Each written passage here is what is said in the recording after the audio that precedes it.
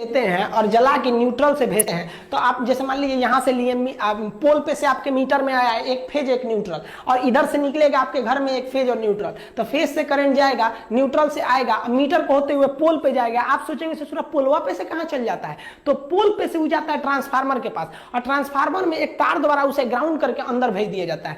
तो न्यूट्रल और ग्राउंडिंग में ज्यादा का अंतर नहीं है, ये अपने घर नहीं ले जाता है, वही ट्रांसफार्मर तक ले जाता है, वहां से ग्राउंड कर देता है। अब बिजली चोरी कैसे करते हैं लोग, देखिए मान लीजिए आपका सिंगल फेज का मीटर है, तो एक फेज ले लिए एक न्यूट्रल ले लिए, तो ये इनपुट है, आउटपुट आपके घर में जाएगा एक फेज एक न्यूट्रल। तो चोरी करने वाला क्या करता है कि यहां से फेज ले जाता है और न्यूट्रल को बीच में रोक देता है, किसी कमरा के पास जाके न्यूट्रल को काट के टेप चिपका देता है। तो करंट तो इधर से गया, ये फ्रिज चलेगा नहीं चलेगा, क्योंकि केवल फेज मिल रहा है। पंखा चलेगा, फेज मिल रहा है, लेकिन ये ससुरा होशियारी कर देता है, यहां से इसको ले जाके एक इधर से ना अर्थिंग जोड़ देता है। अब बताइए, जाने का रास्ते को ही ना न्यूट्रल कहते हैं, तो आया फेज और न्यूट्रल ना जाके ग्राउंड में चला गया, तो ये पंखवा तो चलिए जाएगा, उस ससुरा को सेफ्टियो मिल जाएगा, चलियो जाएगा। तो इससे जो है मीटर की रीडिंग नहीं उठ पाती थी। अब मीटर लोग खूब लगा देते थे, अब बिजली नहीं आता था, तो सरकार इससे परेशान थी, तो सरकार ने ना उसकी जगह पे ले दिया डिजिटल मीटर।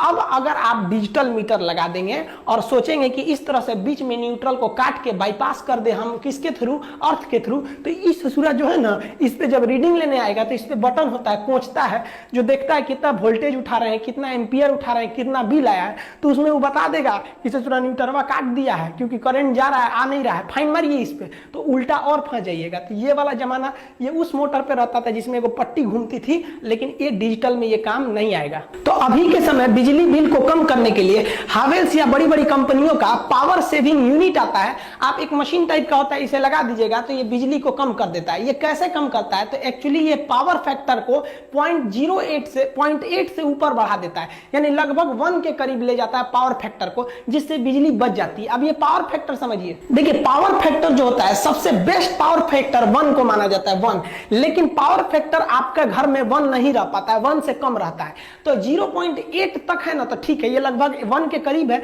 लेकिन 0.8 से कम है, 0.7 है, 5 है, 2 है, तो आपका बिजली बहुत ज्यादा उठ रहा है। तो ये पावर फैक्टर को आपको 1 के करीब रखना है, 0.8 है तो ठीक है। कैसे होते हैं सब पावर फैक्टर, तो देखिए ध्यान से, जो हमारा लोड होता है, जो मशीनें को हम लोग यूज करते हैं, बल्ब वगैरह, वो 3 तरह के लोड होते हैं। एक होता है रेसिस्टिव लोड, रेसिस्टिव लोड उसे कहते हैं जिसमें लाइट और हीट उत्पन्न होती है, जैसे कोई बल्ब वगैरह हो गया, तो ये रेसिस्टिव लोड है, इसमें कोई भी चीज घूमने वाला नहीं होता है, तो ये ज्यादा बिजली नहीं उठा पाता है।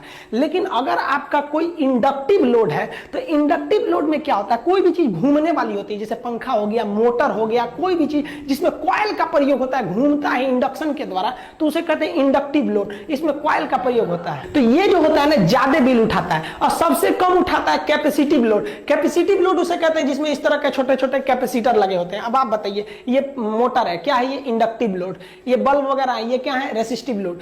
कैपेसिटर वगैरह लगे हैं तो ये सबसे कम बिजली बिल उठाता है। अब हम ये समझते हैं ससुरा ज्यादा क्यों उठा लेता है, तो जो अल्टरनेटिव करंट होता है ना, वो वेव की तरह चलता है, सांप की तरह। देखिए सांप चल रहा है ना, तो ये अल्टरनेटिव करंट है। और जो ट्रेन होती है ना, वो डायरेक्ट करंट, अगर सीधे गया तो डीसी डायरेक्ट करंट, ऐसे ऐसे गया तो वो हो जाता है अल्टरनेटिव करंट। तो अल्टरनेटिव करंट बनाने वाला अल्टरनेटर और डायरेक्ट करंट बनाने वाला डायनेमो।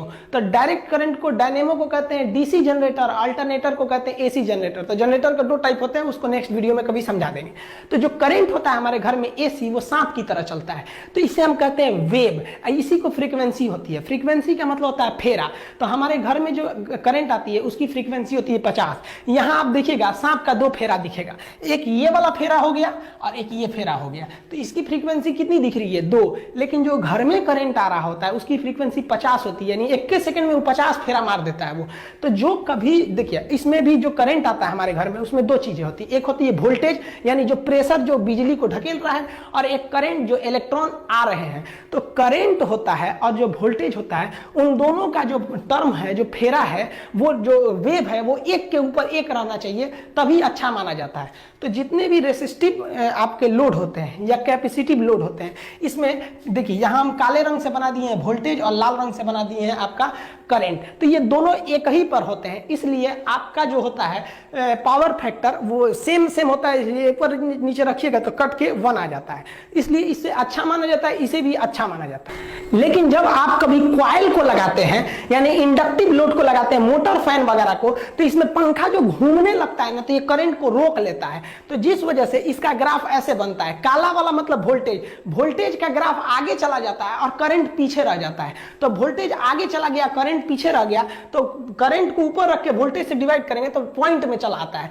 तो वही आपका जो पावर फैक्टर होता है ना वो 1 से नीचे जाने लगता है वहां से, तो इसलिए आपको जरूरी है कि ये जो आपका करंट पीछे रह गया इसको ढकेल के आप किसके बराबर करिएगा, आप वोल्टेज के बराबर कीजिएगा, लेकिन इस अधूरा होगा ही नहीं, क्योंकि मोटरवा जब चलेगा तो करंट वह पीछे ही रह जाएगा, वोल्टेज वह आगे चल जाएगा। तो इसका एक रास्ता है, जैसे मान लीजिए किसी 2 आदमी को एक जगह पे पहुंचना है 10 किलोमीटर की दूरी पर, एगो तेज दौड़ने वाला एगो धीमा दौड़ने वाला है, तो एक काम कीजिए ना, अगर साथे पहुंचाना है तो धीमे दौड़ने वाले को पहले ही दौड़ा दीजिए, दौड़ जोरे, और उसके आधा घंटा बाद दूसरा का को छोड़िए। तो यही काम करता है ये हावेल्स का जो मशीन है, कई कंपनियों के आते हैं एंकर वगैरह के पावर सेविंग मशीन, ये क्या करता है, जैसे इसको लगा देंगे ना, जैसे मोटर ऑन करेंगे तो वो करंट को ढकेल के बहुत आगे भेज देता है, कहता भाग जाओ तुम भाग जाओ, और उसके बाद पीछे से वोल्टेज को छोड़ता है, तो करंट का स्पीड धीमा था वो धीरे धीरे जा रहा था, वोल्टेज पकड़ के उसको एक ही वेव बना देता है, जिस वजह से हमारा पावर फैक्टर लगभग 1 के करीब आ जाता है और हमें बिजली की बहुत ही ज्यादा